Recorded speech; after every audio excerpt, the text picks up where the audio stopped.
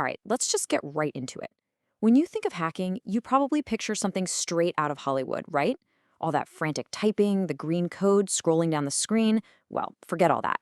Real cyber attacks, they're not magic. They're a business.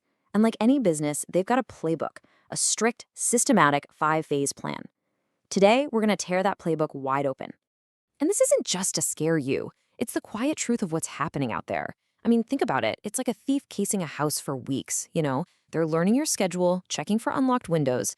The very first phases of a cyber attack are just like that, super methodical and designed to be completely invisible. This all happens long before any alarm bells could even possibly go off. And honestly, this is the single most important thing you need to grasp. We have to ditch this image of the lone hacker in a dark basement. That's not the reality. We're talking about sophisticated organizations, businesses really. Their goal? It's profit, plain and simple. And their method is this super calculated 5-phase operation designed to steal the one thing that's become more valuable than locked files, your actual data. So just like any good business plan, it all starts with market research. For an attacker, it's exactly the same. So welcome to phases 1 and 2. Reconnaissance and scanning. This is where they study you from the outside, just looking for that perfect angle of attack, all while you have no idea they're even there. You've got to understand, in this phase, the attacker becomes a total expert on your organization. They are not guessing here. They are meticulously collecting hard data, mapping out your entire digital footprint, looking for just one single crack in the armor that they can use later on. Now here's where it gets really interesting. There are 2 main flavors of this. Passive recon is kind of like being a ghost. The attacker is just scraping up public information and you have absolutely no idea you're being watched. But then there's active recon.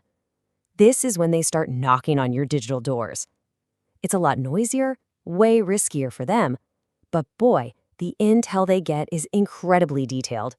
And these are the tools of the trade for their R&D department.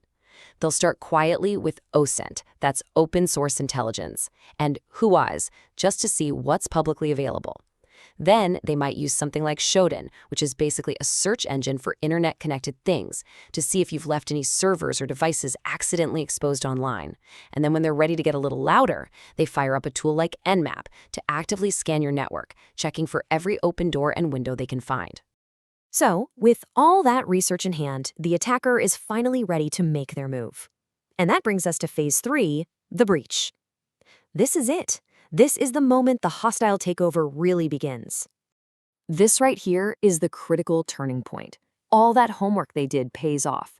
All they need is one vulnerability, one weak password, one server that didn't get patched. See, they don't have to bust down the front door if they can find a window that was left unlocked. That first foothold, that's everything. But listen, this is where the game has totally changed.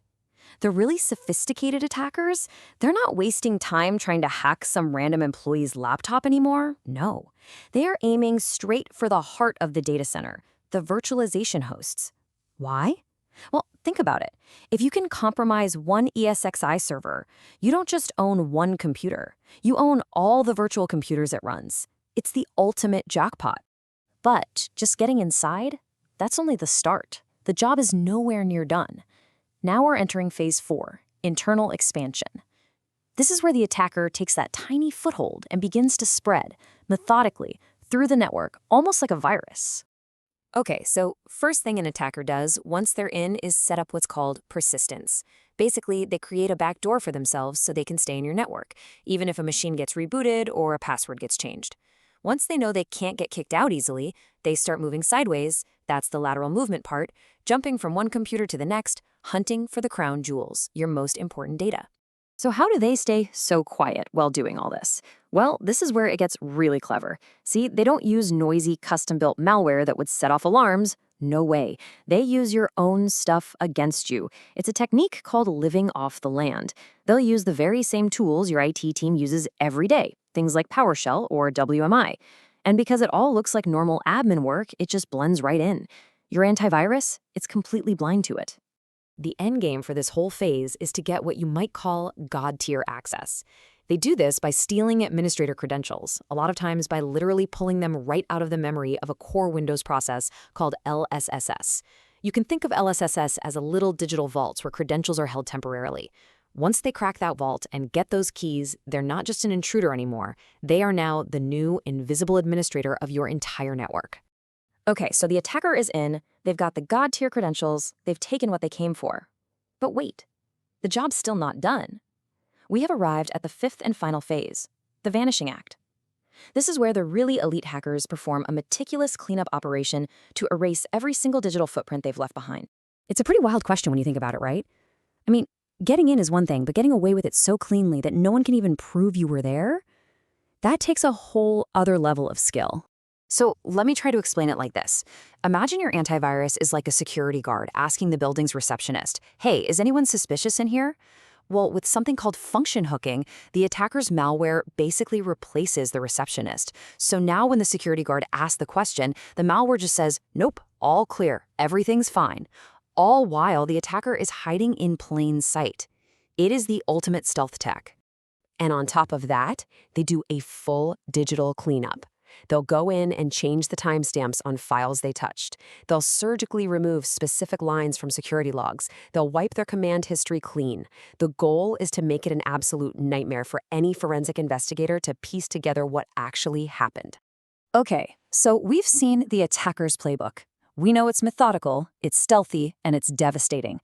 But let's flip the script. For every single move they have, there's a countermove for us. It's time to open up the defender's playbook. And this right here is so powerful because it gives us a map. Frameworks like MITRE ATT&CK connect all the dots. Every single phase of the attack we just walked through, it corresponds to a known tactic that we, as defenders, can actually monitor and hunt for.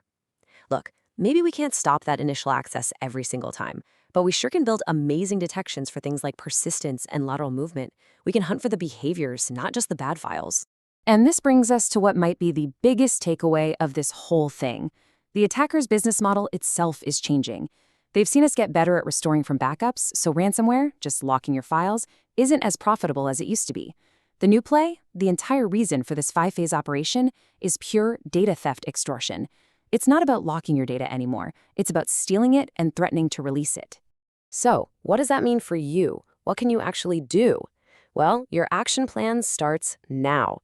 You have to enforce least privilege so that even if an account is compromised, the damage is contained. You have to segment your network to stop that lateral movement dead in its tracks. You need to be obsessively auditing your logon events and, of course, monitoring those living off the land tools for any weird activity.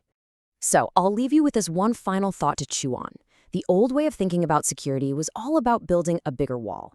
But the modern defensive mindset, it's about assuming the bad guys are already inside and then actively hunting for them. So ask yourself this. If you